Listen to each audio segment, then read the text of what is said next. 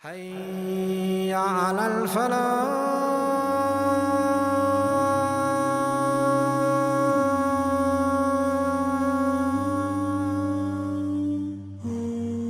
So I was watching an interesting podcast between Logan Paul, or a conversation between Logan Paul and Mike Tyson, and some really interesting themes came up. I'm afraid to die at this particular moment in my life. I want to be around for a long time. I don't know. What's your concept of death? I don't know. I think it's my conscious, sentient, believing. You need to study the concept of death. Is there books on it? I find death a really fascinating subject. And the reason why is because it's something which all of us are going to experience and none of us who are alive have experienced. If you think about that, that's really shocking reality that all of us are gonna die and none of us have experienced this death. I also find it interesting to compare death with sleep. Not least because from the Islamic perspective, they're seen as comparable. The Prophet said that, sleep is the brother of death. And the reason why, if you think about it, is because both sleep and death feature a common characteristic, which is that one loses consciousness in both of those states. In your sleep state, you lose consciousness temporarily, and then you're regained with consciousness. And likewise, we believe as Muslims that you lose consciousness in death, but you gain it in a different realm or different reality or different state. And just like in the same way as you would be sleeping, okay, and dreaming, and so that in a sense you're not looking at anything, but you are experiencing something else. When you are dead, your conscious state is not lost, but it's just transferred to a different reality. And it's a reality in which you'll be questioned, there's judgment, and then you will be questioned, very specific questions, quite frankly, about what you believed in. And then you're resurrected, we believe, as Muslims, and questioned about what you've done in your life. And whatever good you've done, you'll see it then, and whatever bad you've done, you'll see it then. But the second question of which book is true, because obviously now the question, what's your theory of death? What is your eschatology? And then the question of what book is right. And so therefore, because these are all metaphysical points, and quite frankly, you wouldn't be obliged to believe in any of this without there being some kind of anchorage, intellectual anchorage, that gave us proof and evidence for its veracity and for its robustness and for its truth, which could then expound upon these points. And quite frankly, the question of examination is at the fore of these discussions, because Mike Tyson was right. You need to be able to dissect, to use the words, or we could use the word decipher or distinguish or examine the different texts that are available, the Quran, the Bible, the Old Testament, New Testament, which obviously the Bible is comprised of, and then the Bhagavad Gita, the GGS, all of those books. Examination, and to see which of those books is the true one, if there is in fact one that is true at all. And I think this is something which should be at the front of our minds in terms of exploration. And so I would put you that when you're examining or dissecting these books, that you should have standards in place.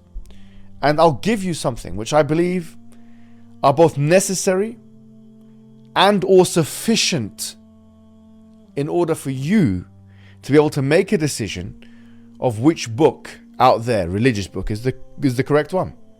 So in terms of necessary conditions, I say that there are books out there that must conform to at least 2 or 3 major points in order to be the word of God or the truth.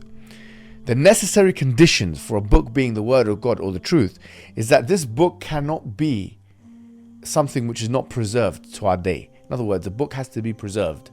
It's not something which was, for example, a book that existed a long time ago and it doesn't exist now.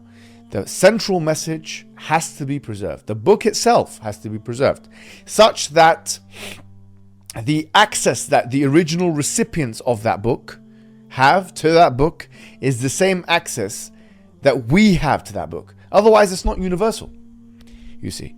So the first condition, which I believe is a necessary condition for something being the word of God or the truth, is preservation.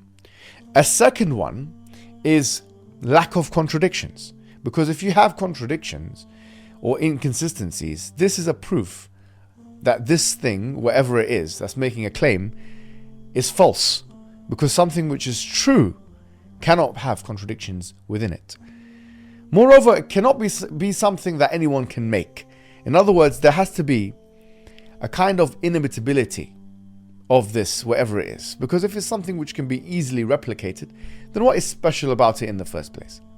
And now I think we're segueing from necessary conditions in order for something to be the word of God to what I would say is sufficient or sufficient conditions. So now I would say if a book has all those three things, is perfectly preserved, it's free from contradictions, and it's inimitable, I think now we have the necessary conditions required for that book to be from God. For it to be sufficient now, we have to make a probabilistic case. Meaning, we have to see the evidences that are presented from this book. You see, the Quran says, إِنَّا نَحْنُ نَزَّلْنَا الذِّكْرَ وَإِنَّا لَهُ لَحَافِظُونَ. We have certainly sent down the book and we will certainly preserve it. In chapter 15 verse 9. And the Quran says in chapter 4 verse 81 that if this book was from other than God, لَوَجَدُوا فِيهِ اخْتِلَافًا كَثِيرًا. They would have found in it many contradictions. And the Quran says that فَأْتُوا بِسُورَةٍ مِّن مِثْلِهِ وَدَعُوا شُهَدَاءَكُم مِّن دُونِ اللَّهِ إِن كُنتُمْ صَادِقِينَ. That if this book was from other than God, then produce something like it and bring your witnesses from other than God, or if you are indeed truthful, in chapter 2 verse 27. The sufficient conditions are things now where we start to see the evidence, because the Quran says قُلْ هَاتُوا بُرْهَانَكُمْ إِن كُنتُمْ صَادِقِينَ. Say, bring your evidences if you're truthful. And so what evidences are we talking about? The Islamic corpus has a range of evidences. For example, prophecies of the future.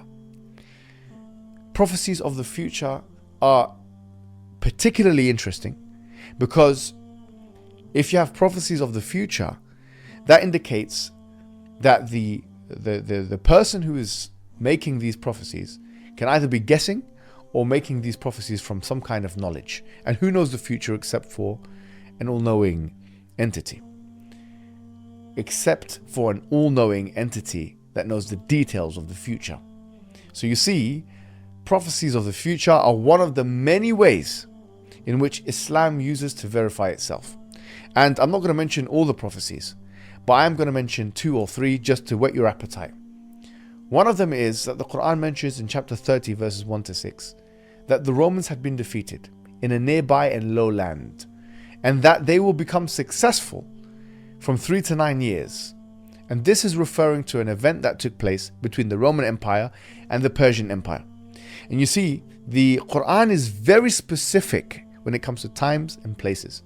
And this is not the first and only time the Quran or the Islamic tradition is very specific about future events. There are literally dozens, scores of examples of this. And I will refer you to a book called The Forbidden Prophecies. In addition to this, Islam has a very precise way of verifying itself from a historical perspective. Historical things which couldn't have been known because certain discoveries had not been made are mentioned in the Quran.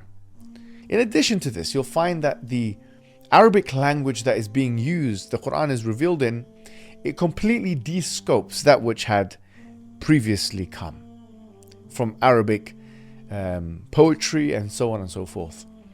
And thus it completely dumbfounded the Arabs of the time and bedazzled the very elite of the poets that existed in that time. And so from all of those perspectives and more, we say we have a way in which and through by we can actually verify Islam and prove that it is the correct religion, and that the Quran and the Sunnah, or the Quran and the tradition of the Prophet, is in fact the guidance from God, the same God that created us, the one creator God, which we call Allah.